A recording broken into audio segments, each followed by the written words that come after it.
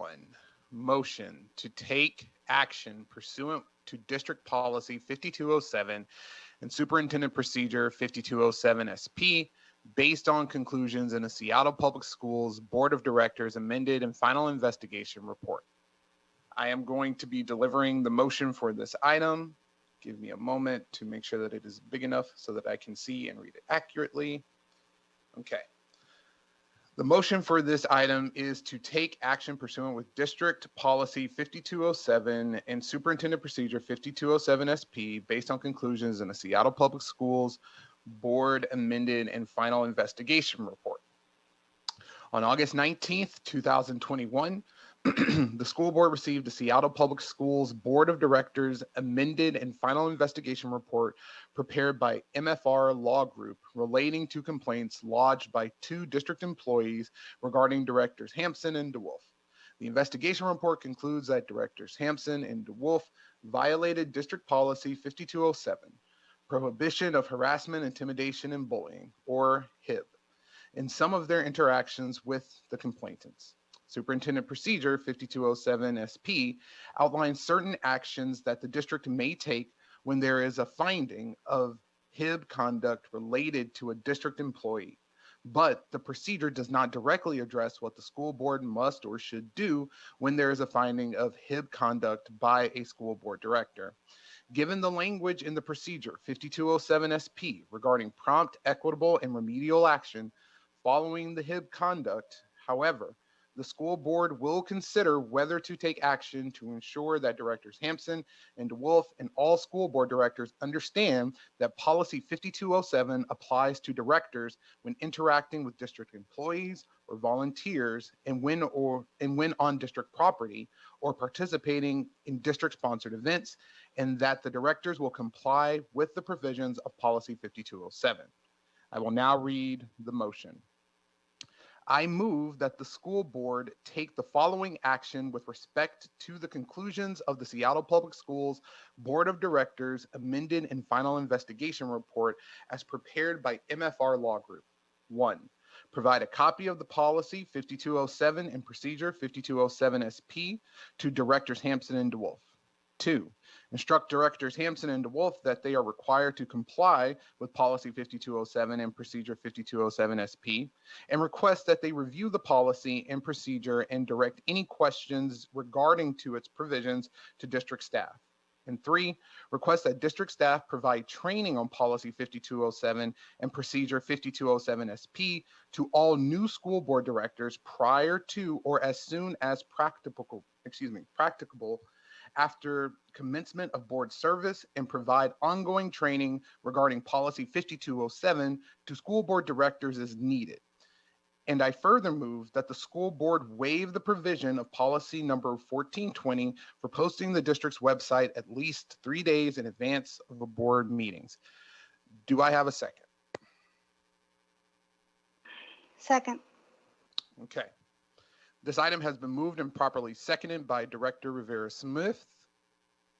Excuse me, let me say that one more time. This item has been moved by myself and properly seconded by Director Rivera-Smith.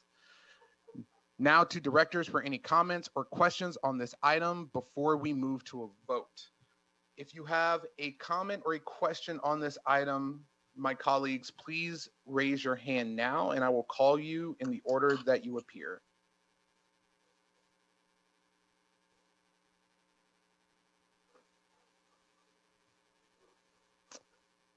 Okay, I see Director Leslie Harris. The floor is yours. This is personally a very painful time for me as a board director and as a member of the community of directors and staff at the John Stanford Center, and indeed the whole SPS team. I will be abstaining from this bar because I've been advised by council that my concerns for transparency, accountability, and next steps are inappropriate at this time. I wish I could say more. I hope to work towards a new policy that is more specific to the issues herein so that we do not continue harming good people with the same results, no matter the intent. And with that, I'll stop so that I don't incur personal liability. Thank you so much. Thank you for those comments, Director Harris. Do we have any other board directors that would like to share comments at this time? Director Rivera-Smith, the floor is now yours.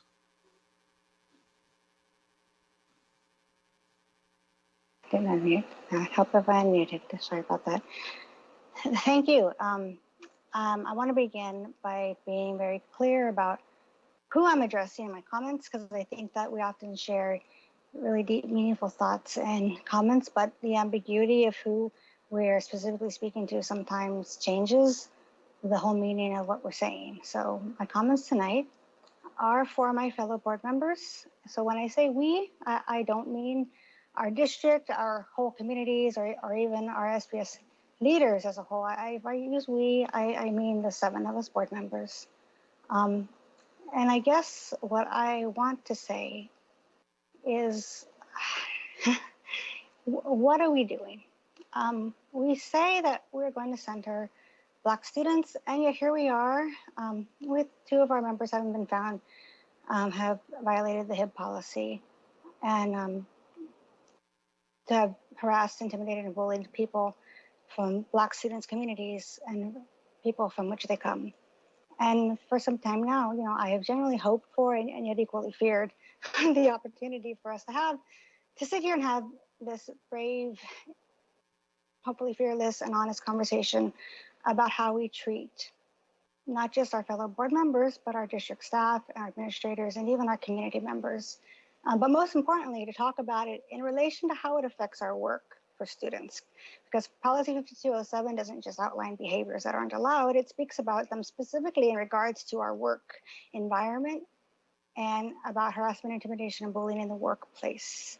And I think we can all agree that our workplace has expanded in the time of COVID, and it now goes beyond our buildings, and it's our workplaces in our homes, on our phones, and in any number of virtual and online platforms and tools that we use. So for as poorly written as some might argue 5207 is, especially for this purpose here tonight, its purpose is to ensure that we are all able to work in an environment that is free of harassment, intimidation, and bullying.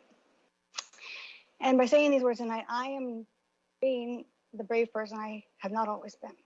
I have come into our literal and expanded workplaces, sometimes feeling the chilling effects of emails or text messages or phone calls that I don't think any of us want others to be privy to. And those have kept me from being as brave as the 2 women who wrote us on September 18th, 2020, to share their experiences with us. And in that letter, I heard from 2 brilliant Black women that work within our district, a district that I know ardently strives to be a safe, welcoming, and anti-racist institution. And I heard them speak of treatment that they did not just want us as their leaders to be aware of, but also to act upon. And as we sit here tonight to do that, I feel like, well, I will approve this motion. I'm going to vote yes on it, but I do feel that we should do more. And I have 2 recommendations, and I know these aren't part of the motion. I just want to take this opportunity to state them. And the first of which, I would like us to follow the recommendations of the aforementioned letter itself, because in that letter, to which our response was to launch this investigation, there were very specific actions recommended, which I would like to see our board take up. And in fact, I'm truly trying to live those recommendations in this very moment by following the advice of one of them is to call in our colleagues in the spirit of learning, growth, progress, and enlightenment around there being our blind spots. And none of us are done in our journeys to being better people, better allies, and better leaders. I truly believe that it's what we all want, and I truly believe that it's what our communities deserve. Culture starts at the top, and I know we can make our students and communities proud. Second, I would like us to develop, kind of as Dr. Harris was speaking to, a harassment, intimidation, and bullying policy specific to our school board, because the current one is specifically for staff-to-staff interactions and behaviors, and as I understand it, both policy 5207 and procedure 5207 do not give us the directions we need to take to tackle the instances specifically like these. I would like us to see us create a policy that does. So I'm gonna just end on something that I read recently. Is about having the hard conversations that we need to have more of, and that we want to model for our schools and our communities. And that is one of those things, is to remember that showing up imperfectly is better than not showing up at all. And avoiding the hard conversations ensures comfort.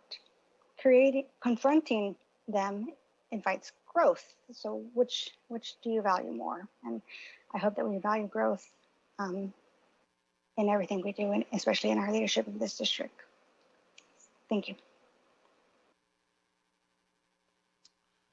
Thank you for those comments, Director Rivera-Smith. Before we move on to the vote, does any other director have anything that they would like to share? Any comments? Sorry, I have a lot of background noise. I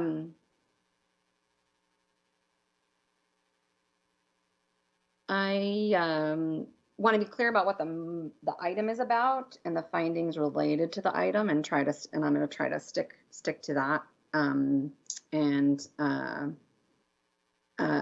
I concur with Director Harris's comments about,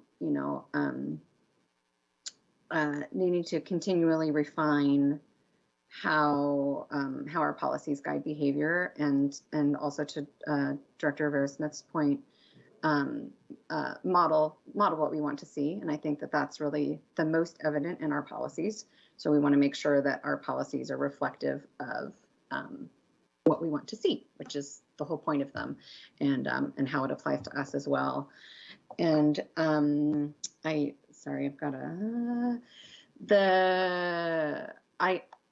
want to mention, it's not directly in this item, but it is part of public record, that the findings of the investigation did not determine that there was racial discrimination, but that there was harassment. So I just wanted to kind of say that on the record, not to, clearly that's important and serious. And also I just want to be a little bit more clear about what we're talking about. So can I just ask for clarification? The motion is to take the action as described in your reading of the item. Is that right, Dr. Hershey? Correct. And then will we have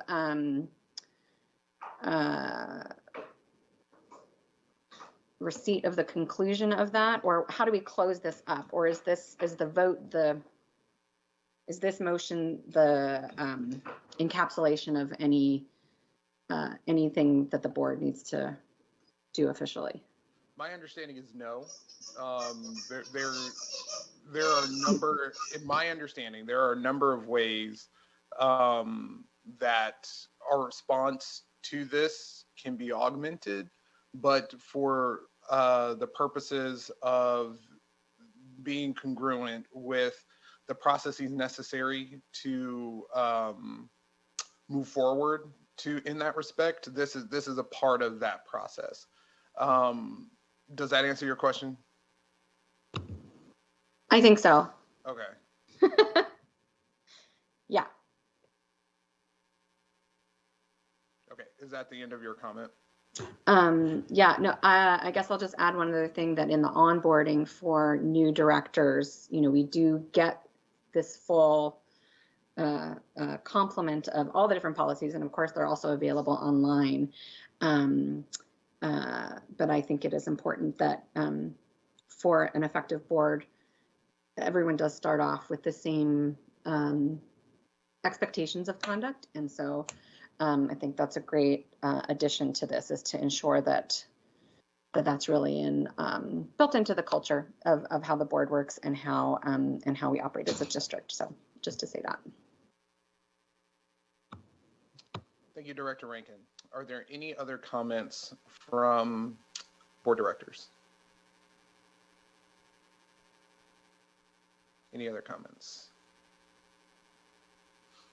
Okay, I will just end by saying I agree that we need more descriptive and clear policies to give us direction in instances when this happened.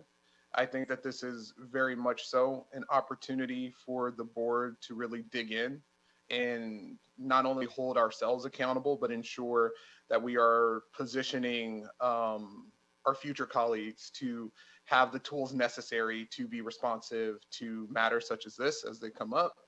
And it's unfortunate that we don't. So I think from my perspective, we are ready to push forward and to make sure that we are doing the hard work of making sure that the policies that we pass and the policies that we utilize to govern our district are sound and give us the opportunity to have more clarity when we need to take action in situations like this.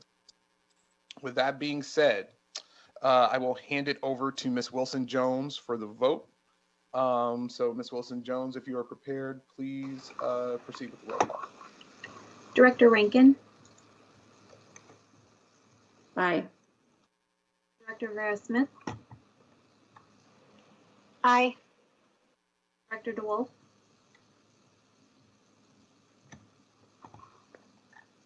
Director DeWolf, Director Dury, Aye.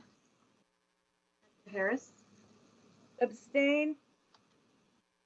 Vice President Hersey, Aye. President Hampson. Abstain. This motion has passed by a vote of 4 yes with 3 abstentions. Okay, I will now hand the meeting back over to President Hampson.